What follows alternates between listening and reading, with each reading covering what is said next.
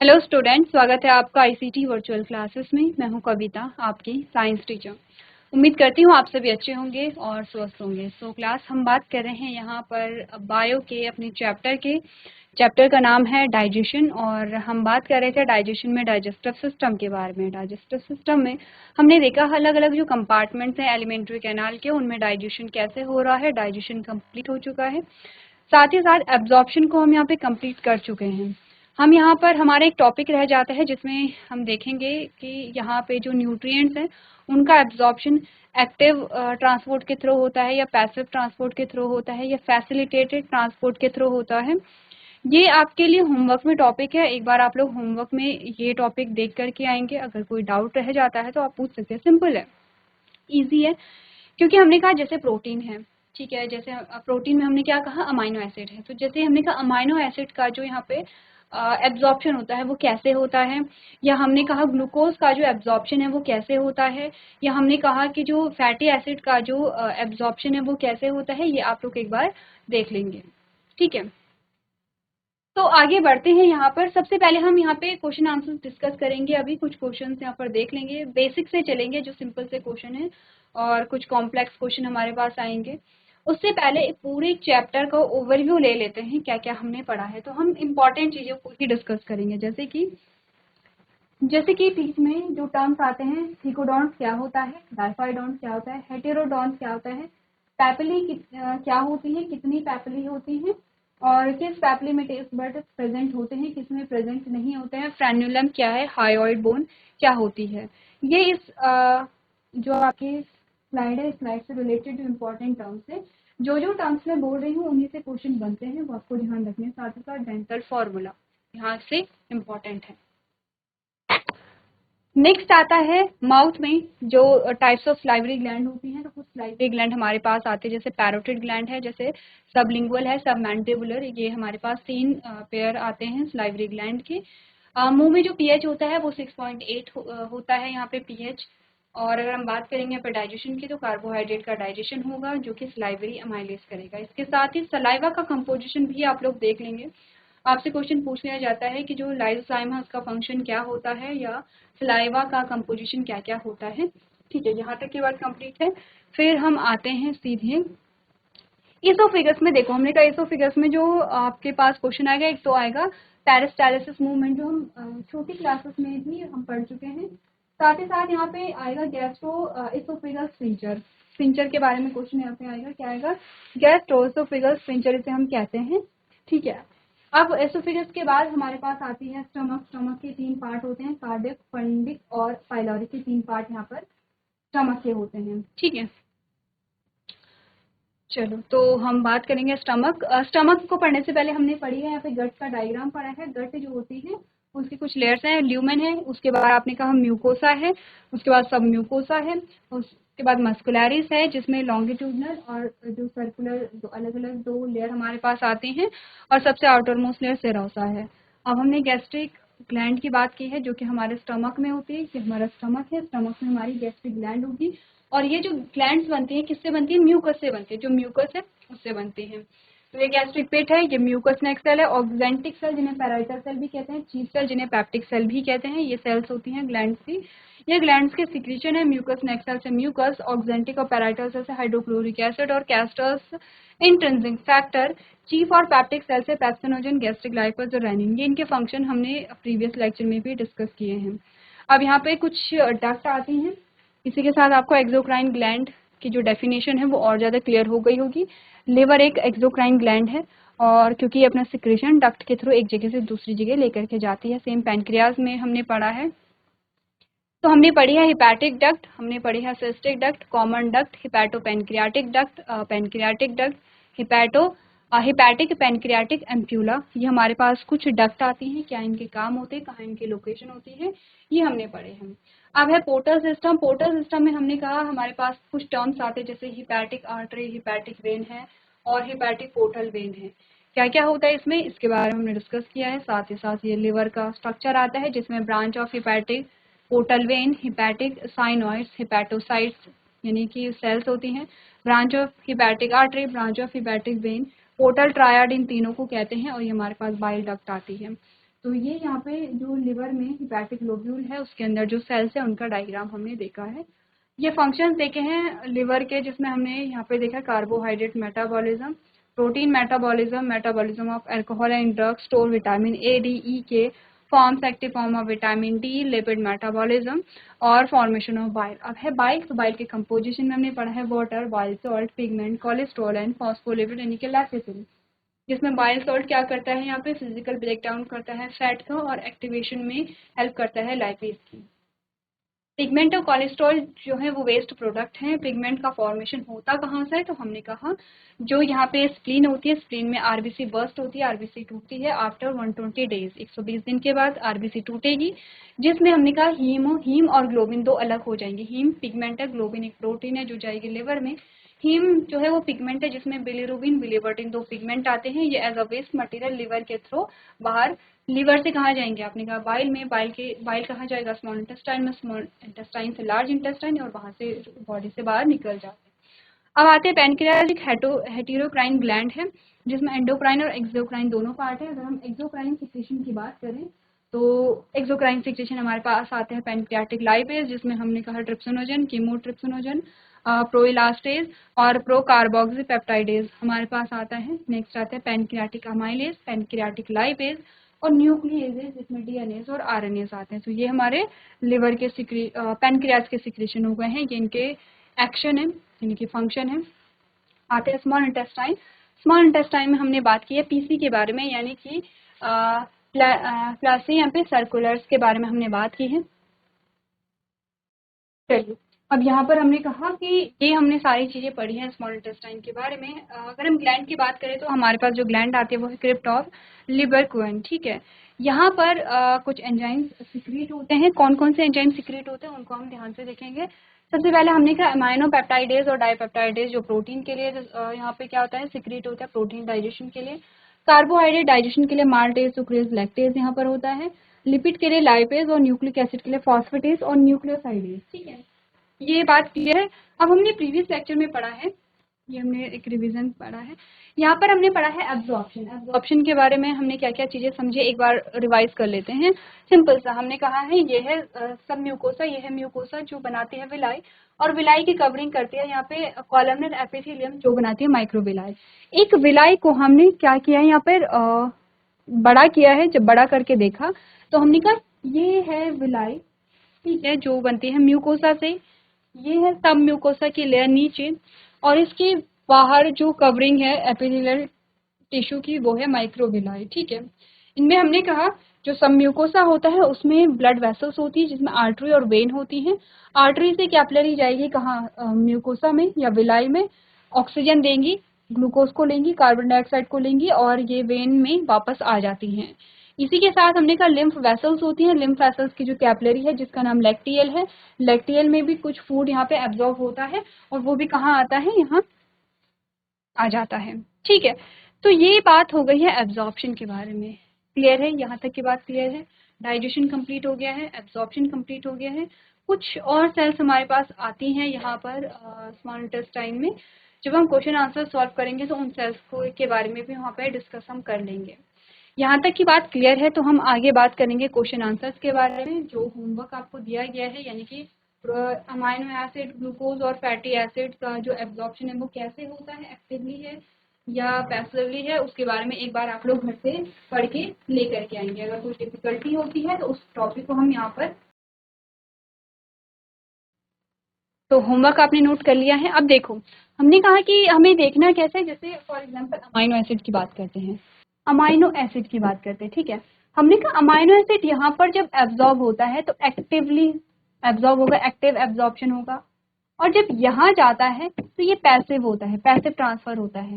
Active और passive transportation पढ़े हैं हमने जब हमने पढ़ा है यहाँ पे सेल चैप्टर। सेल चैप्टर जब आपने पढ़ा है तो सेल चैप्टर में हमने सेल मेम्ब्रेन से जो होने वाले ट्रांसपोर्ट हैं, हमने कहा functions of cell membrane, cell membrane के फंक्शन जब हमने देखे थे तो ट्रांसपोर्टेशन वहाँ पे पढ़ा था। ट्रांसपोर्टेशन जब पढ़ा था तो आपने कहा था एक्टिव ट्रांसपोर्ट और पैसिव ट्रांसपोर्ट भी आता है, ठीक है। पैसिव ट्रांसपोर्ट में जहाँ कोई एनर्जी नहीं, तो पैसिव भी दो टाइप का था, हमने कहा था सिंपल डिफ्यूजन होता है और फैसिलिटेटेड डिफ्यूजन होता है। वहीं एक्टिव ट्रांसपोर्ट में हमने कहा एनर्जी रिक्वायर्ड है। तो हम अमाइनो एसिड का कह रहे हैं कि यहाँ से एक्टिवली क्या हो रहा है, एक्टिव ट्रांसपोर्ट है, यहाँ से पैसिव ट्रांसपोर्ट है। ठीक है, वहीं अगर हम बात करेंगे फैटी एसिड के बारे में, हमने कहा अगर हम बात कर रहे हैं फैटी एसिड के बारे में, तो ये यहाँ से भी सिंपल ट्रांसफर होगा, सिंपल जो डिफ्यूजन है, या फिर आपने कहा जो क्या है पैसिव ट्रांसपोर्ट है, और यहाँ भी ये पैसिव ट्रांसपोर्ट के थ्रू क्या होगा, ट्रांसफर होगा।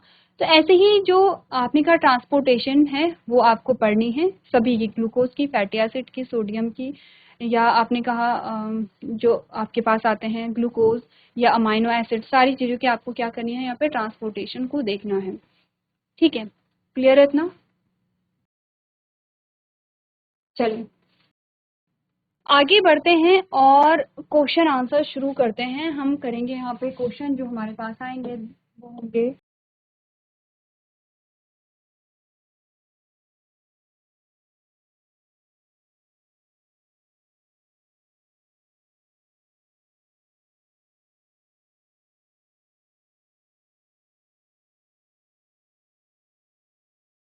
Multiple choice questions. ठीक है, बहुविकल्पी प्रश्न जिन्हें हम कहते हैं, जिसमें हमें पता है सबसे पहले स्टेटमेंट आएगी। तो स्टेटमेंट हम देख लेते हैं। आपने कहा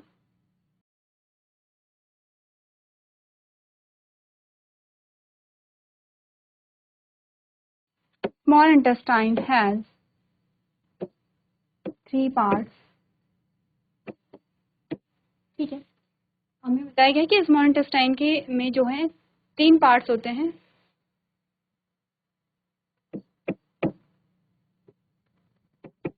the first part is called,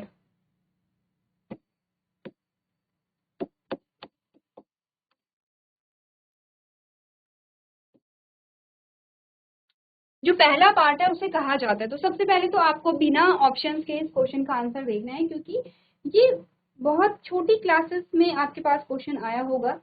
ठीक है, इसमें हमारे पास ये जो क्वेश्चन है ये बहुत छोटी क्लासेस से हमारे पास आता है। हमने कहा कि जो स्मॉल इंटेस्टाइन के 3 पार्ट होते हैं। ठीक है, जैसे हमने कहा स्टमक के भी 3 पार्ट होते हैं, कार्डियक, फंडस, पायलोरस, हमने कहा था यहाँ पे, वैसे स्मॉल इंटेस्टाइन के भी 3 पार्ट होते हैं। और उनमें से हमने क्या बताना है, the first part is called, जो पहला पार्ट है वो क्या कहलाता है। तो सबसे पहले बिना ऑप्शन के इस क्वेश्चन का आंसर लिखिए। आपको ऑप्शन दिए जा रहे हैं। ऑप्शन नंबर 1 है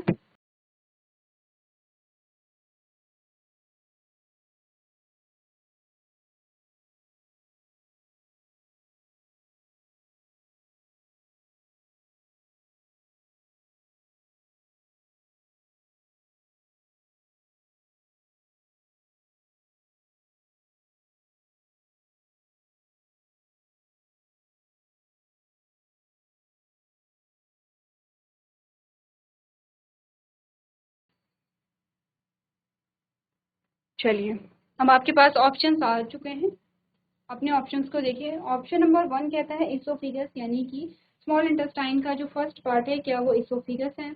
दूसरा कहता है यहाँ पे फंडस, तीसरा कहता है फूड पाइप, और लास्ट कहता है ड्यूडेनम। तो कौन सा इसका एग्जाम्पल आता है, आपको सही ऑप्शन चूज करना है। चलिए, तो क्वेश्चन हमसे क्या कह रहा है कि स्मॉल इंटेस्टाइन में 3 पार्ट होते हैं और पहले पार्ट का नाम क्या है, इसोफिगस। आपने कहा इसोफिगस तो क्या है, फूड पाइप है, छोटे आंत का पार्ट नहीं है ये। फंडस हमने कहीं स्टमक में पढ़ा था, फूड पाइप अगेन इसोफेगस की बात हो रही है। ऑप्शन नंबर 4 हमारे पास रह जाता है, यानी कि स्मॉल इंटेस्टाइन में जो 3 पार्ट आते हैं उसमें सबसे पहला पार्ट ड्यूडेनम है। यही तो हमने बात की थी, किसकी किसकी बात की थी यहाँ पर, यहीं पर हमने विलाई और माइक्रोविलाई की बात की थी कि यहाँ पे फोल्ड आपको मिल रहे हैं और विलाई और माइक्रोविलाई यहाँ पे मिल रहे हैं। तो पहले क्वेश्चन का आंसर क्या आता है, ऑप्शन नंबर। नेक्स्ट क्वेश्चन है, dash is a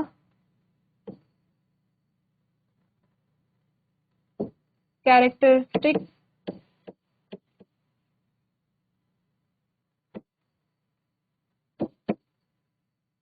feature of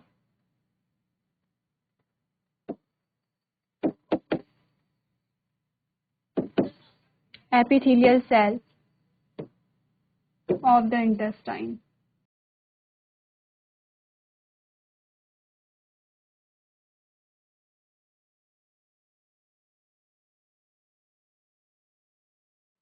ठीक है, ऑप्शन इसके हैं, पहला ऑप्शन है glottis, second option is bolus, third option is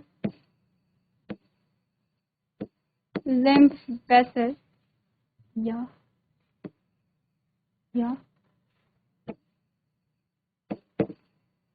lacteal, and fourth option is microvilli.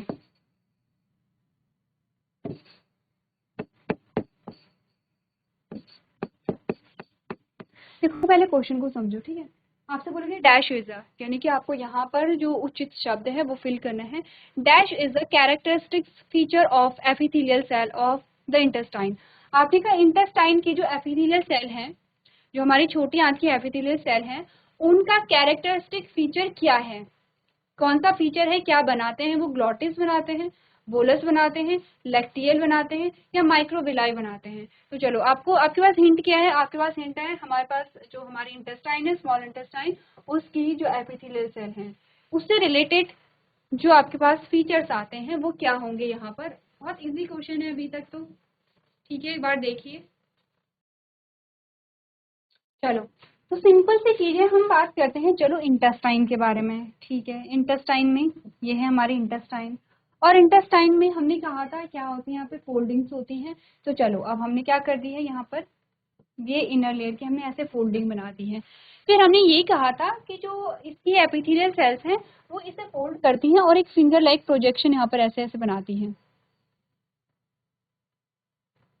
अच्छा पहले तो हम क्या करते हैं, यहाँ पे देखो हमने बोला ये है एक कवरिंग इस टाइप की जो आती है, और दूसरी कवरिंग इस टाइप की आती है, ठीक है। इस कवरिंग को यहाँ पर एक और कवरिंग फोल्ड करती है, एपिथेलियल सेल जो है वो इस प्रकार से इसे फोल्ड करती हैं।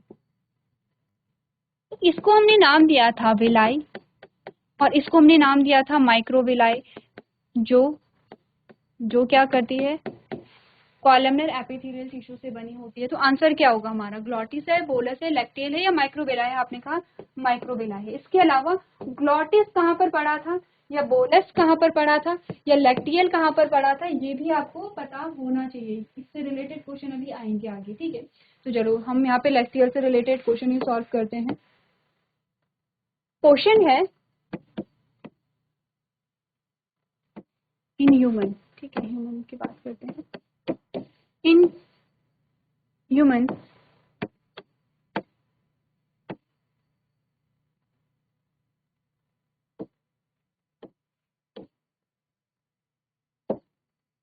lacteals are found in, आपको बताना है कि मनुष्यों में जो लैक्टियल्स हैं वो कहाँ पाए जाते हैं। सबसे पहले तो ये बताइए लैक्टियल्स होते क्या हैं। लैक्टियल्स के बारे में कुछ देर पहले ही हमने रिवीजन किया था, और आपको बताना है कि जो लैक्टियल्स हैं वो होते कहाँ पर हैं, ठीक है। अब मैं आपको कुछ ऑप्शन देती हूँ, आपको ऑप्शन देखने हैं और उसके आंसर यहाँ पर लिखने हैं। तो पहला जो ऑप्शन है वो है यहाँ पे इलियम, ठीक है। पहला जो ऑप्शन है वो क्या है आपका, यहाँ पर इलियम होता है। दूसरा जो आपका ऑप्शन है वो है यहाँ पर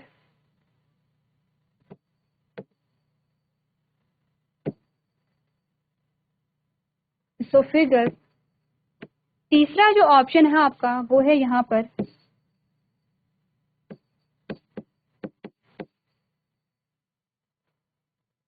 बैटिक लोब्यूल। चौथा जो ऑप्शन है आपका वो आता है यहाँ पे गैस्ट्रिक पिट।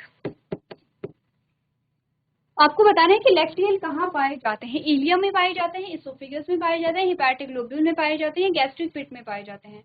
तो सबसे पहला क्वेश्चन तो यही बनता है कि व्हाट आर लैक्टियल्स, लैक्टियल्स क्या होते हैं, कहाँ पढ़े थे लैक्टियल्स हमने? अगर आप पीछे जाएंगे और अगर आपको ध्यान होगा तो हमने कहा था ये है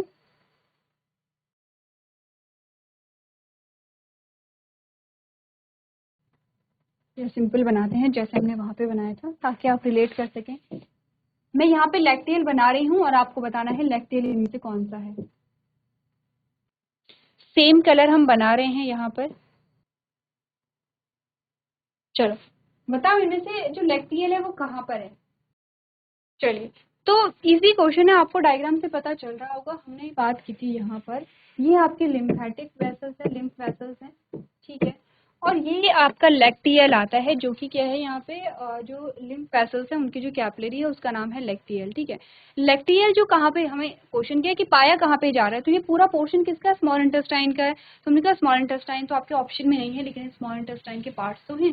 कौन सा है, इलियम है, इसोफेगस है, हिपैटिक लोब्यूल है या गैस्ट्रिक पेट है। देखो आंसर ऑलरेडी आपके इजी हैं। गैस्ट्रिक पेट आपके स्टमक से रिलेटेड है, हिपैटिक लोब्यूल आपके लिवर से रिलेटेड है, इसोफिगस आपकी फूड पाइप है यहाँ पे, ठीक है। इलियम ही एक ऐसा मात्र ऑप्शन है जो आपके स्मॉल इंटेस्टाइन का पार्ट है, तो हमारा ऑप्शन नंबर 1 यहाँ पे सही होता है। तो ऐसे ही कुछ और क्वेश्चंस आप लोग यहाँ पर देखेंगे, उन्हें रिवाइज करेंगे। तो आज के सेशन में हम इतना ही करेंगे। अभी तक क्लास में बने रहने के लिए आपका धन्यवाद।